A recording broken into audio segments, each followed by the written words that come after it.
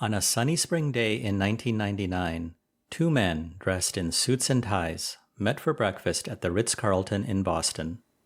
One was a lawyer named Jay, and the other, an MIT grad with the weight of the world on his shoulders. We shook hands, and Jay sat across from me. To put me at ease, he pulled a quarter out of his pocket and put it on the table in front of me. "Please take the coin and place it in my hand," he said. I did. He added, "Now you're paying me for this legal consultation. Everything you tell me will be held in strict confidence according to U.S. law." That's Harvy Simkovits, MIT class of 76, SM 77, Course 6, MacGregor House.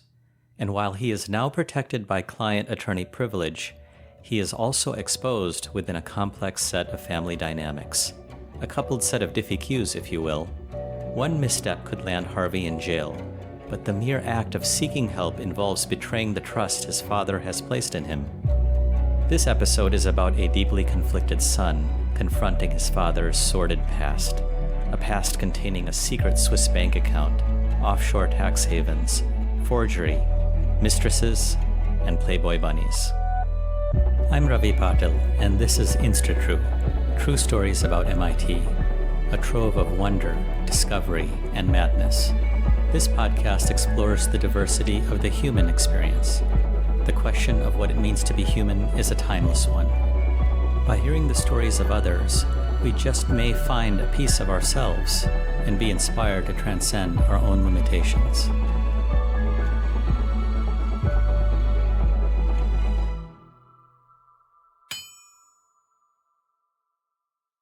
This episode grapples with the following conundrum. Is it possible to admire a man's accomplishments, but abhor what he stands for? To seek his blessing, but spurn his legacy? What if that man is your father? Understanding the father, Johnny Simkovits, is a natural place to begin.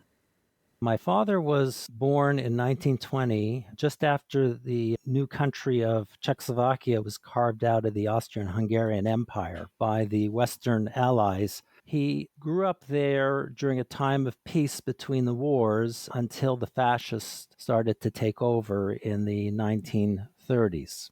He was born in the eastern part of Slovakia, very close to the Hungarian border, in a small city called Košice. During the war, he ended up fighting for 4 different militaries for both sides of the conflict. You heard that right. Johnny served in 4 armies, for and against each other. The first 3 are understandable, but the last one is a sheer act of chutzpah. Born in Czechoslovakia, he was conscripted into their army at age 18. In 1938, several European countries appeased Hitler by allowing Germany to annex a portion of Czechoslovakia. In the months ahead, additional pieces were given to Poland and Hungary. Johnny was then transferred to the Hungarian military. Hungary was an ally of Germany, and when war broke out against Russia, Johnny was transferred to the German army. That's 3 down. As a reconnaissance pilot in the German army, my father flew many missions over the Russian front, got shot down a couple of times, but managed to get back. Then, in 1943, he could see the war turning against the Germans. So he flew over the Russian front, ditched his plane, and surrendered to the Russian patrol. They didn't kill him because he could speak Slovak. He spent about 6 months in POW camp. The Russians then placed my father in a new Czech army to fight the Germans. Johnny had one more defection up his sleeve. And he escaped that army too. They were passing close to his hometown, and he went home and hid for the last couple of months of the war, which was a good thing because that army had a devastating defeat. It so happened that when Johnny went back home to hide, his father wouldn't accept him out of fear he would be implicated for sheltering a deserter. I believe the repeated letdowns Johnny experienced by the people and governments around him led to his me-first philosophy. The one thing he always said is that he was never fighting for any country or cause. He was only fighting to save his own skin. Johnny had a sharp mind for acquiring languages. Born in Czechoslovakia, he spoke Czech and Slovak. He learned Hungarian in high school. During the war, he learned German. As a POW, he learned Ukraine and Russian. Then when he immigrated to Canada, he learned English and French. He could swear like a soldier in 7 or 8 languages. He loved making puns and adjusting the meaning of lyrics to songs and just had fun with language. A polyglot with a penchant for risk made Johnny the ideal entrepreneur. After the war, he started his own electronics business. He met my mother a few years later. He sold radios and he repaired radios. He helped put up power lines across Slovakia as new villages were being formed. He went in and created public address systems in their square. He actually flew a plane to check out the installations his crews were building. But the Soviets took over Czechoslovakia in 1948 and seized Johnny's prosperous business, further sowing the seeds of his mistrust for government. So up until this point, we see a man who's very bold and enterprising. Other than ditching his plane and defecting, we don't really see the seeds of who Johnny Simkovits would later become. Yes, he was a very complex man. He was, for the longest time, an only child. And when his mother died, he was 3 years old. He was shuttled around to different families for a number of years. So he developed this tremendous independent streak. He wanted to be his own man. He wanted to be somebody. Do you recall the first moment when you felt something wasn't quite right in the way he handled business? It actually wasn't until I was about 17 or 18 years old. My father used an expression with me and others that he was giving advice to. He would put his hand on my shoulder, point his finger at me, and say, "Son, just listen to me, for I have much more experience than you do." We had come back from Czechoslovakia. He wanted me to help him put the bills through the company. Harvy's father owned and operated a stereo console manufacturing business. Harvy spent his summers there working at the plant amidst the assembly of radios, cassette players, and turntables. Back then, bills from Eastern Europe were all written by hand. So he said to me, "Son, here's what I want you to do. Take this bill, and you see it says 93 crowns, which was the lunch. Put a 1 in front of it. Make it 193 crowns." Or there was a 38 and he changed it to an 88. At that time, I thought what he was doing was legitimate, but there was a piece inside of me that says there's something wrong about this. There's something not right here. And that was the first time he introduced me into his finagling. And also, my father had this boisterous voice when he was upset. It would shake the pants off me, even if he was screaming at somebody else. Both my parents were actually yellers and screamers. I was a very sensitive kid. So you admired him for being a successful businessman. At the same time, you feared his anger. Both of those conspired to cause compliance with his wishes. Exactly. Right? And I was a pleaser kind of child. I wanted to please both my parents, but especially my father, who I admired. He was very much an absentee father during my life. He worked 6 days a week. Marital discord between his parents created a rift between Harvy and his older brother, Steve.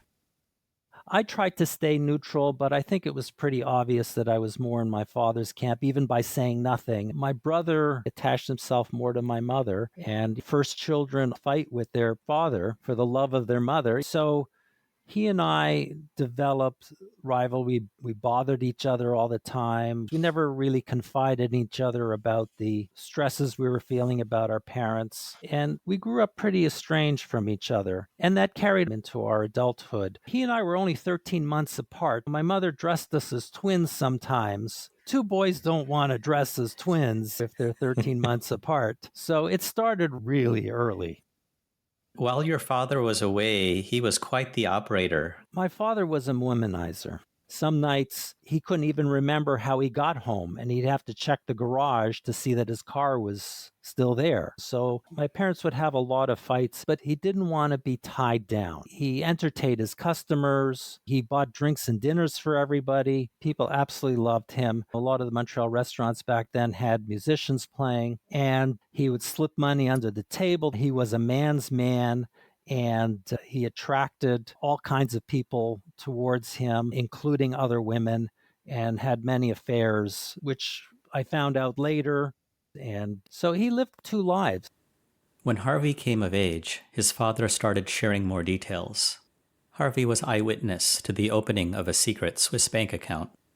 We went back every 4 years to visit my parents' family in Czechoslovakia. And because it was under communist control, the border controls were very strict. There were barbed wire fences and armed soldiers at the border. You had to be very careful when you entered. One border guard says, "Can I have your wallet?" And so my father hands him his wallet. And as the guy is taking all the money and papers, here is this check for $72,000. And my father and the border guard have a conversation about it in Czech, which I didn't understand. But I asked my father later, and he said, "Just don't say anything about it to your mother or brother." And I just played along and said, "Okay, I won't."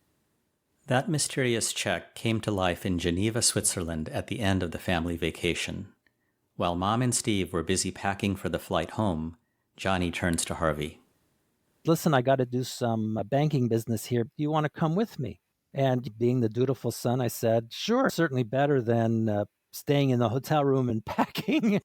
We walk into this beautiful, ornate, marble, wood-paneled bank. My father and the bank manager talked as if they knew each other. So the guy sits us down in his beautiful office, and I'm thinking that one day I'd love to have an office like this for myself. He has my father fill out application forms and sign here, sign there. And then he turns to my father and says, "Here's the new number for your bank account. It's a secret number. Keep it only to yourself." And I'm sitting there stunned. I suddenly realized what was going on. I felt myself transported into a James Bond movie. My father is Goldfinger making a secret deposit into a Swiss bank account. And $72,000 back then is worth nearly $500,000 today. So this was a sizable amount of money.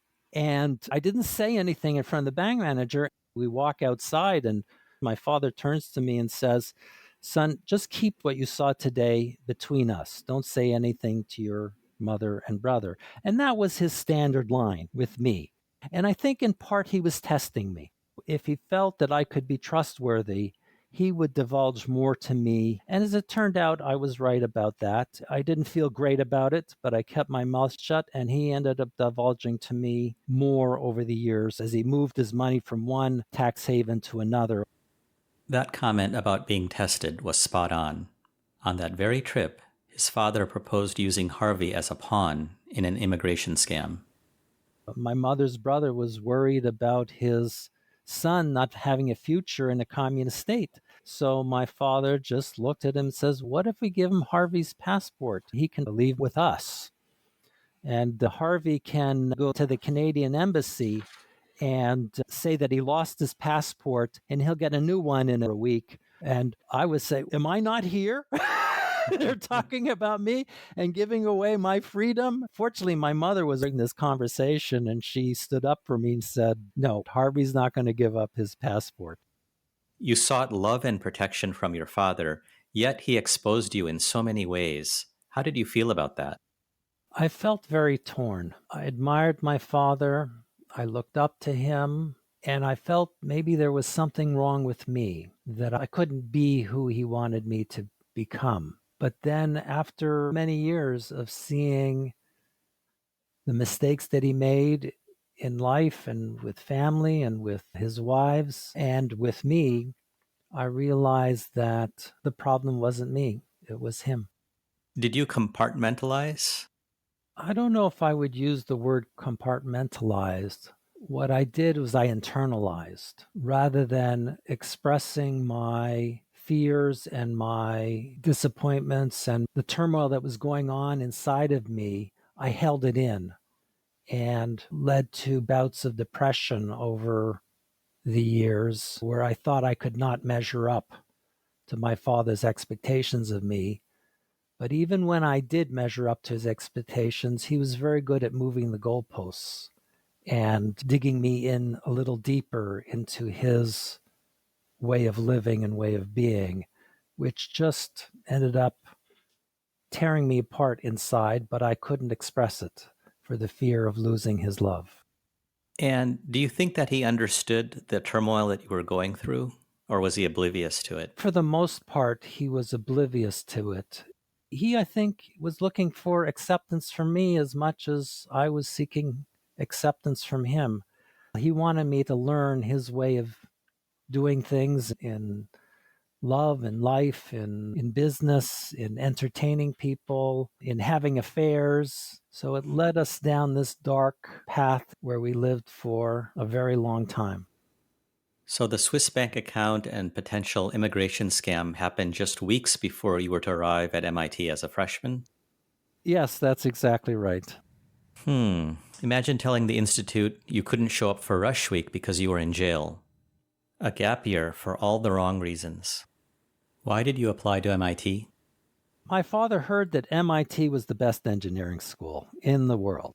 I wanted to follow my friends to Queen's University, one of the best engineering schools in Canada, but my father had other ideas. And he talked to me many times about it, and I wanted to please him, so I decided to go. MacGregor was built in 1970, and you arrived on campus in 72. What was it like staying in an essentially new dorm? I was in the low rise. The dining hall was just below us. I remember MacGregor, especially for the block parties, these once or twice a year big parties. In those days, MIT was 90% men, 10% women. They'd go invite women from Wellesley and other colleges in the area. And hundreds of students would show up for these parties. And being an introvert, I was not great at starting and holding conversations with women, but I learned to dance, and it did work. How did you cope with academic stress and family stress? MIT was my escape. Studying was an addiction. And if I really look back upon it, what I was really addicted to was my father because I felt highly dependent upon him. And studying, fried clams, and ice cream were my release, my ways of forgetting about what was going on at home, where the real addiction was. I recall indulging in the chocolate fraps at Pritchett in Walker Oh, Memorial. yeah. Oh, yeah. Yeah. Yeah. I'm with you there. Note to self, where on earth does one get fried clams at MIT? While scratching out 6002 problem sets, Harvey would make long-distance calls to Canada each week. The repeated stress of these calls took a toll on his health. I'd call my father at work during the week. He was always positive and optimistic. Things deteriorated between my parents. I called my mother every Sunday night. She would tell me all the things that were happening at home, and it was getting to me. And I would developed mysterious aches and pains. And there were some months that were really tough there, but I decided to do my best to focus on my studies and in the end, separate myself as much as possible from my family because I felt there was little I could do to change what was happening at home. Did you confide in any of your buddies about all the family drama that was going on? My basic answer is no. I didn't say anything. Both my parents were secretive. They said never tell anybody about our family problems. And secondly, I was trying to be my father's preferred son and working to become somebody in the world. I didn't want other people to think less of me. So I hid. And in retrospect, it was not a good thing. It would have been good had I confided. At home in Canada during the summer after freshman year, Harvey received a shocking revelation. My father had left my mother a few times, and this was his second time that he left her. She was feeling alone and lonely, and she decided to divulge to my brother and me the fact that she was Jewish. My father wanted my mother to hide her Jewish religion because Canada back then was still fairly anti Semitic. It was very anti Semitic before World War II. Things changed after, but still they were afraid of anti Semitism. And many of my father's friends and customers were not Jewish. They even gave her a middle name of Maria, so she would be Anna Maria Simkovits, and she hid behind that. But When he left her a second time, she no longer wanted to hide that fact from my brother and me.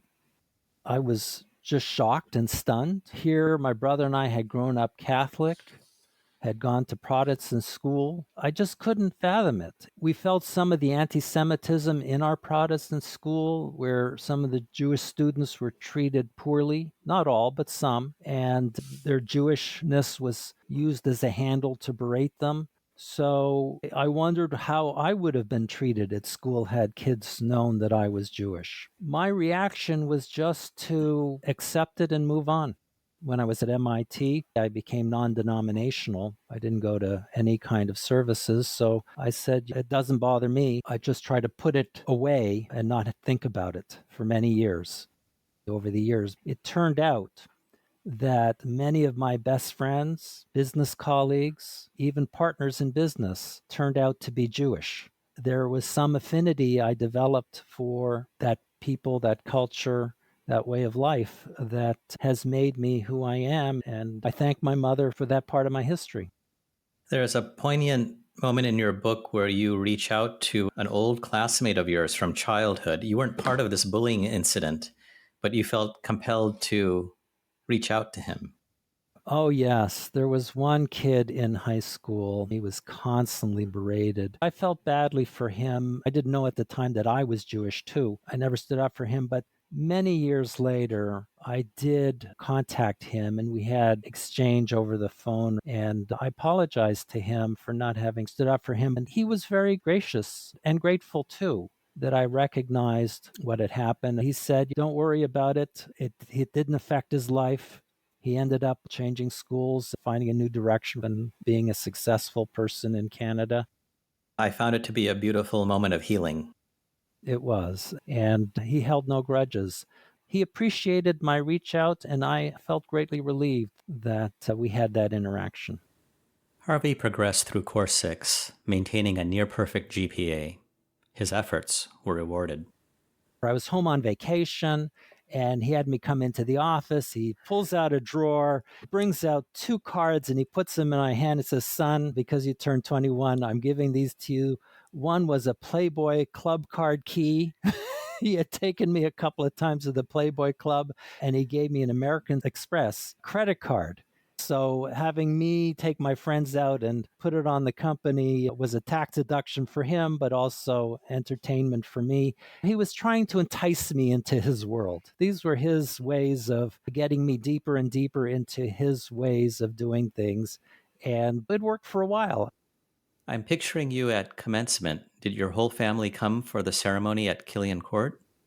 They came for my bachelor's degree. We did the whole event together. The biggest memory I have of that moment is the pride that my father had that his son graduated MIT. He got me a gold watch and he told me, keep this watch. It's worth a lot of money and never give it away. It was a Patek Philippe watch. And I was incredibly honored because I knew it symbolized that I had come of age with my father. And for decades after that, I was the MIT son to him. Harvey earned a master's degree in electrical engineering at MIT as well, reaching his father's educational level, or so he thought. Harvey's mother later revealed that Johnny did not have a master's in electrical engineering, but rather was a master electrician. The desire to please his father academically didn't end here. After working as a process control engineer at Procter & Gamble for almost 2 years, Harvey began his MBA at a school down the road, but called it quits after 1 semester. Harvard did provide one gift, however. What I discovered there was organizational behavior. And a few years later, because of that keen interest, I went into another master's program in American University having to do with organization development and human resource development. After completing his master's at American University, Harvey worked as a management consultant for a few years before opening his own consultancy, which he leads to this day. So over 2 decades after leaving MIT, Harvey summoned all the courage he had to defy his father and seek legal counsel for the very first time. The burden of keeping his father's secrets had become unbearable. Harvey's first order of business was undoing a university donation scam in his name. Here's how it worked. Imagine these university fundraisers coming to you and saying, "We want you to donate to our university, and we've got a way you can do it for nothing. You make a donation to us, we'll send you a tax receipt so you can deduct it off your taxes. We won't donate that money to the university quite yet. We'll put it instead into a bank account offshore, and it'll generate income for you. And what we'll do with that income, we'll put it in another offshore bank account, and you can take that money out anywhere around the world at your leisure. So for your lifetime, you'll get all this earning tax-free. Then when you die, we'll send another tax receipt to your estate so it can be deducted again from your estate. So basically, it's costing you nothing. So what my father set up for me was a variation on this theme, but he had done a couple of these transactions over the years, getting tax-free income, going to the bank, going to see the teller with a special card with a special number on it, and pulling out cash, no questions asked. And so the university wins at the end of the chain when the person passes away. The money becomes theirs. Yes, that's exactly right. And the university is colluding with the bank, colluding with my father to do this arrangement. If you don't say anything to the government, they won't say anything to the government. And because they're foreign entities governed by the laws of their offshore country, they don't need to follow Canadian rules and report this income to the Canadian government. So everybody wins. We now return to that fateful breakfast in the Ritz-Carlton. You placed the quarter back in J. Henry's hands. What was the outcome of that meeting? He told me to separate myself as much as possible from my father's offshore activity. I knew I couldn't handle things on my own. I realized I was deep into the soup. I needed to keep myself clean, even though my father was deep into the offshore money game. He led me to a Canadian attorney. I needed somebody Canadian on the case, and that's what led me to Andre. Emboldened by the meeting in Boston, Harvey decided to go all the way. He traveled to Montreal and carefully pried open a ceiling panel in his father's office and gathered all the documents. With a coat stuffed with these documents, he waited in Andre's conference room. I'm waiting about 20 minutes and I'm sweating through my shirt, preparing myself to divulge all this money mishigas my father had created. And I'm saying to myself, where is this guy? I'm dying here. It was a very scary moment for me, but it turned out that he was terrific. His help at that time was exactly what I needed. You went through unimaginable stress resolving your father's affairs. What cycles of emotions did you experience? I think I felt fear in not being able to live up to his hopes and expectations for me. I felt fear about being caught by the Canadian or US government in having access to offshore accounts. I probably felt anger too towards my father, but there was no way at that time that I could express anger towards him. So I turned that anger into myself and became depressed.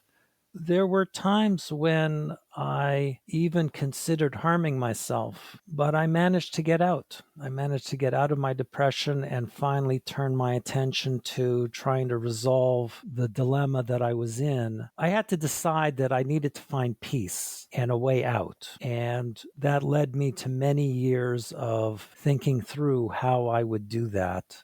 When the student is ready, the professor shows up. So I was ready, and Andre showed up.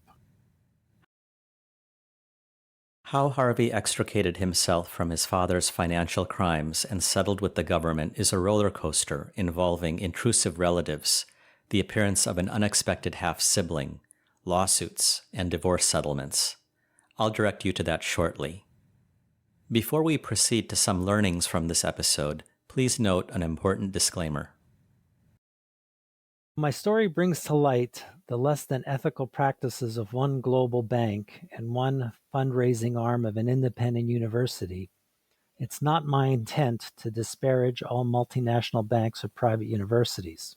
I only wish to shed light on the dubious financial practice of some entities which most likely exist worldwide and collude with wealthy individuals to skirt paying a fair share of tax in the country they reside in. What advice or lessons do you hope to impart to others? Don't become overly dependent on the family that you have. Love them as you can, and there were many things about my father and my mother that I did love, but it was important for me to separate from them and find a life on my own. Second, find things that you're proud of and do things that give you pride, for otherwise you'll feel unfulfilled, you'll feel empty. In the end, I've done some things in my consulting practice that I've really been proud of. And the way that I ended the situation with my father's offshore money, I'm very proud of that too, though there were some mixed results. And having worked to create a more normal and healthy family life with my wife and kids has also made me feel good about myself. Lastly, seek outside help as well as mentors when needed. When I worked in my family's business, I found an outside psychologist who was instrumental in changing the trajectory of my life through a new career in organization and human resource development. So having good helpers around can be very useful, even life-altering, if not life-saving. When I stood firmly in front of my father and said, this is what I want to do rather than come into the family business, he accepted it. He was not happy, but he accepted it. He knew that I needed to find my own life. He had found his own life. He knew that I had to find my own. With the publication of your books and your organizational development practice, do you feel that you have healed your traumas? I'd done therapy for many years, and it wasn't enough. I really had to figure out what was causing me to be somewhat unfulfilled and needing to please my father. Certainly, writing my books was a big release for me.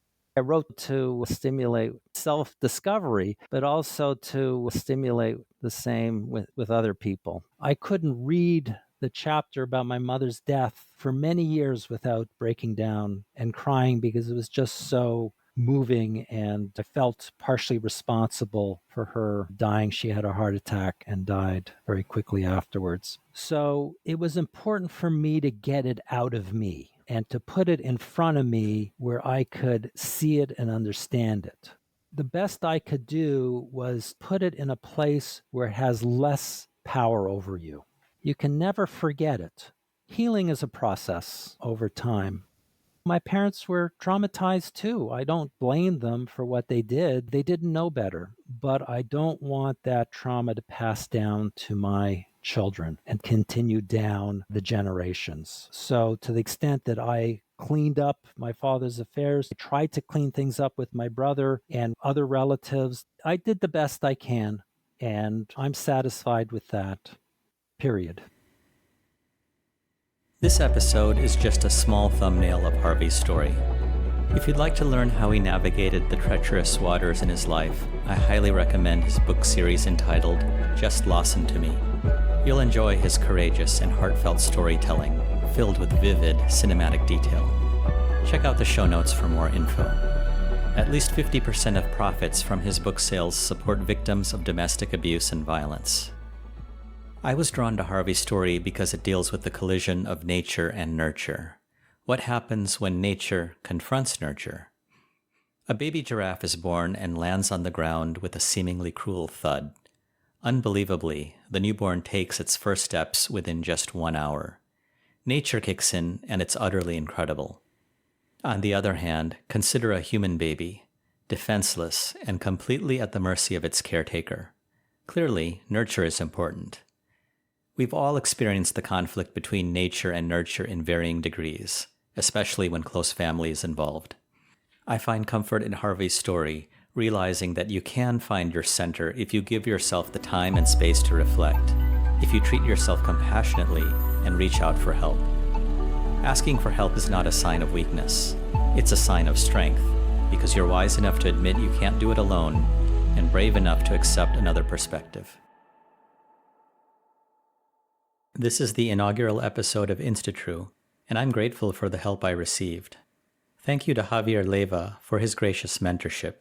He hosts an excellent true crime podcast about con artists, real people pretending to be someone else. Visit pretendradio.org and enjoy his investigative storytelling. A shout out to Centerline Digital for the brilliant theme music. If you can spot the MIT Easter eggs, you may be able to decipher the story I'm telling through sound. Thanks to Samudra Vijay, MIT PhD 2005, ESD Eastgate. His company, Sam IT Solutions, generously provided graphics design and hosting services. Thanks to Barking Dog Studios for the website. Thank you to Emily Taylor and the MIT Alumni Association for their encouragement and support. And of course, thank you to Harvy Simkovits and all future guests on the show. Check out INSTITRVE.com for comprehensive show notes along with transcripts for the hard of hearing. If you have story ideas or feedback, contact me through the website or an email to host@INSTITRVE.com.